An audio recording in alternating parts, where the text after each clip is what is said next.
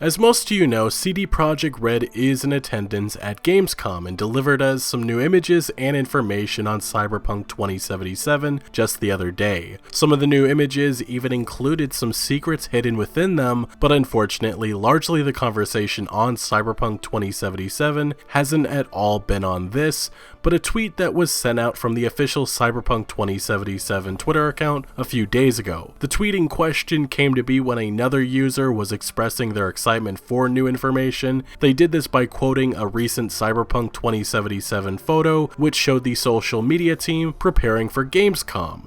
This is when the official Cyberpunk 2077 account decided to respond and made a joke which they had assumed was harmless and nothing more than just a joke. They said, "Did you just assume their gender?" And then pretty much Twitter exploded, with many users responding and voicing their anger with the tweet, as for some it's seen as mocking transgender people. Now, what I mean by anger is you had people threatening to boycott the game, some accusing CD Projekt Red of being transphobic, others taking this opportunity to voice their displeasure with The Witcher 3 Wild Hunt, and then games journalists like Austin Walker of Vice Waypoint calling the tweet effing gross, and Ryan Brown saying this will be the least Cyberpunk game. I guess he's judging the title based off of just one tweet.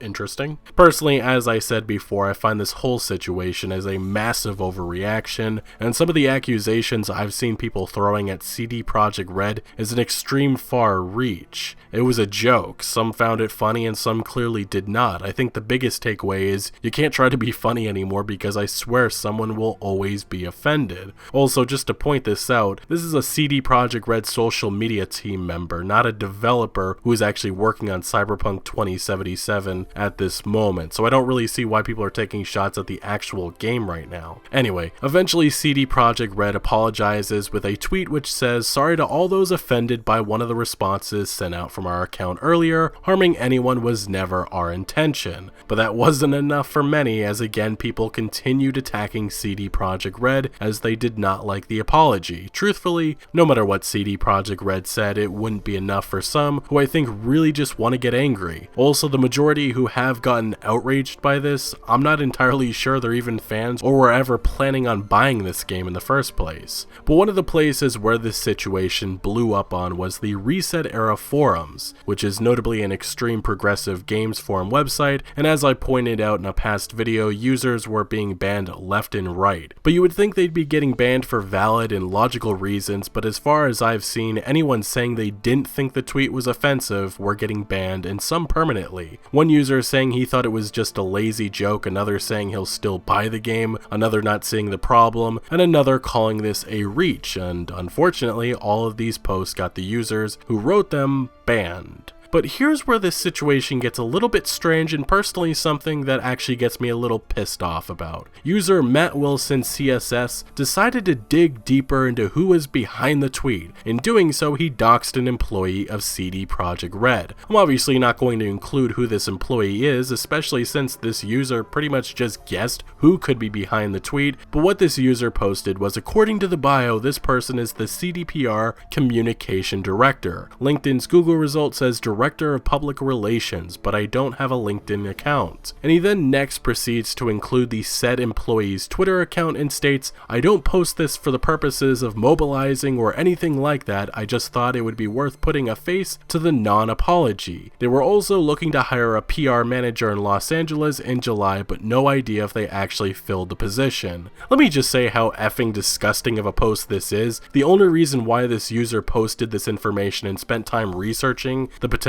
person behind the tweet was to send an angry hate mob their way and try and get them fired. What's even more crazy is that the Reset Era staff didn't ban the guy or do anything. From my understanding, this post was up for hours and eventually the content was removed, but that's it. So you're telling me Reset Era can ban someone for saying the tweet was a lazy joke and then not ban or give a warning or anything to a user for doxing someone who maybe not even behind said tweet? Glad to see this website has its priorities in check. What I also love is another user responding to this post and saying, "Oh come on, witch hunt now?" And Matt Wilson CSS would clap back saying, "No, a witch hunt would be accusing someone innocent of something that isn't plausible. If the PR director isn't responsible for that tweet, then who is?" And just something else, additionally, a trans journalist, Sophia Narwitz, jumped in on the Reset Era forums thread and respectively disagreed that the tweet was offensive, and almost immediately she was attacked and called dumb for her differing opinion. Soon after, users would begin twisting her words, attacking her for past articles that she had written, and eventually she would get banned, but not the morons that pretty much harassed her because of the differing opinion that was offered. So, Reset Era forums?